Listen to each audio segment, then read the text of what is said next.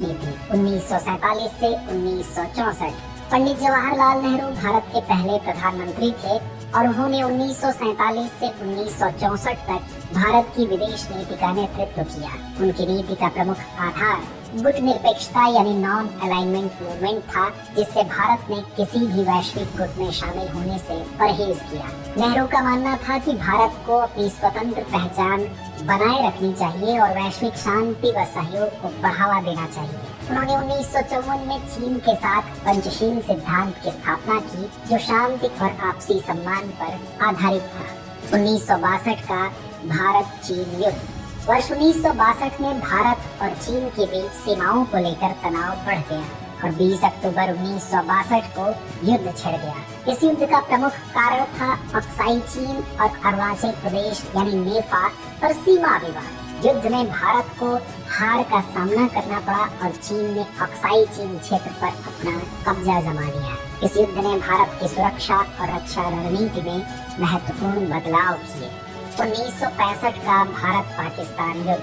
वर्ष 1965 में भारत और पाकिस्तान के बीच दूसरा बड़ा युद्ध हुआ, जिसे दूसरा कश्मीर युद्ध भी कहा जाता है। पाकिस्तान ने ऑपरेशन ग्रैंड स्लैम शुरू किया, जिसका उद्देश्य जम्मू कश्मीर के अखनूर सेक्टर पर कब्जा करना था। इस युद्ध में भारत ने सफलतापूर्वक पाकिस्तान के हमलों को नाकाम किया और पाकिस्तान के लाहौर और सियालकोट के क्षेत्रों पर भी दबाव बनाया। 1965 का युद्ध ताशकंद समझौते के साथ समाप्त हुआ, जिसे भारत के प्रधानमंत्री लाल बहादुर शास्त्री और पाकिस्तान के राष्ट्रपति अयूब खान ने हस्ताक्षरित किया।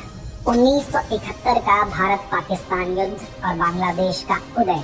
वर्ष 1971 का युद्ध भारत पाकिस्तान के इतिहास का सबसे निर्णायक युद्ध था। इस युद्ध की पृष्ठभूमि में बांग्लादेश तत्कालीन पूर्वी पाकिस्तान में पाकिस्तानी सेना के अत्याचार और बंगाली लोगों की स्वतंत्रता की मांग थी। 3 दिसंबर 1971 को पाकिस्तान ने भारत के हवाई क्षेत्रों पर हमला किया, जिसके जवाब में भारत ने 13 दिन के भीतर पाकिस्तानी सेना को हरा दिया। 16 दिसंबर 1971 को पूर्वी पाकिस्तान बांग्लादेश के रूप में स्वतंत्र राष्ट्र बन गया और भारत ने इसे मान्यता दी। इस युद्ध में भारत की प्रधानमंत्री इंदिरा गांधी के नेतृत्व क्षमता की बहुत प्रशंसा की गई। भारत का परमाणु कार्यक्रम और बदलते वैश्विक समीकरण। भारत ने 1974 में अपना पहला परमाणु परीक्षण स्माइलिंग बुद्धा के नाम से पोखरण में किया। हालांकि इस परीक्षण के बाद भारत को अंतर्राष्ट्रीय स्तर पर कई प्रतिबंधों का सामना करना पड़ा, खासकर अमेरिका और कनाडा जैसे देशों से, जो भारत के परमाणु कार्यक्रम को लेकर चिंतित थे। यह परीक्षण भारत के परमाणु शक्ति संपन्न राष्ट्र बनने की दिशा में पहला कदम था। भारत की परमाणु नीति नो फर्स्ट यूज पर आधारित है, जिसका अर्थ है कि भारत कभी भी पहले परमाणु हथियारों का उपयोग नहीं करेगा। भारत का परमाणु कार्यक्रम 1998 में पोखरण 2 ऑपरेशन शक्ति के परीक्षण के बाद और सशक्त हुआ, जिससे भारत ने अपने रक्षा तंत्र को मजबूत किया। परमाणु अप्रसार संधि यानी NPT और भारत का रुख। भारत ने कभी भी परमाणु अप्रसार संधि यानी NPT पर हस्ताक्षर नहीं किए, क्योंकि भारत का मानना है कि यह संधि परमाणु हथियार संपन्न और अप्रसार देशों के बीच असमानता को बढ़ावा देती है। इसके बजाय भारत ने व्यापक परमाणु परीक्षण प्रतिबंध यानी CTBT का समर्थन किया, परंतु इसके कुछ प्रावधानों के विरोध के कारण इसे भी अभी तक मंजूरी नहीं दी है। परमाणु आपूर्तिकर्ता समूह यानी NSG में भारत की सदस्यता का प्रयास।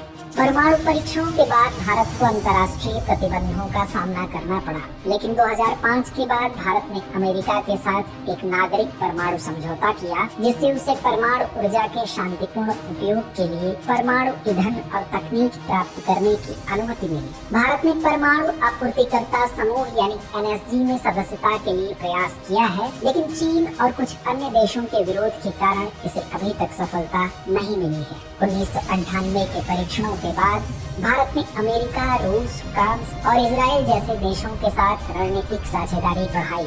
आज भारत अपनी परमाणु नीति को रक्षा और निरोध के सिद्धांत पर आधारित रखता है और वैश्विक सुरक्षा प्रणाली में एक सशक्त भूमिका निभा रहा है। भारत का परमाणु कार्यक्रम बदलते वैश्विक समीकरणों में स्वदेशी तकनीक और स्वतंत्रता नीति पर आधारित है, जो इसे आत्मनिर्भर और सशक्त बनाता है।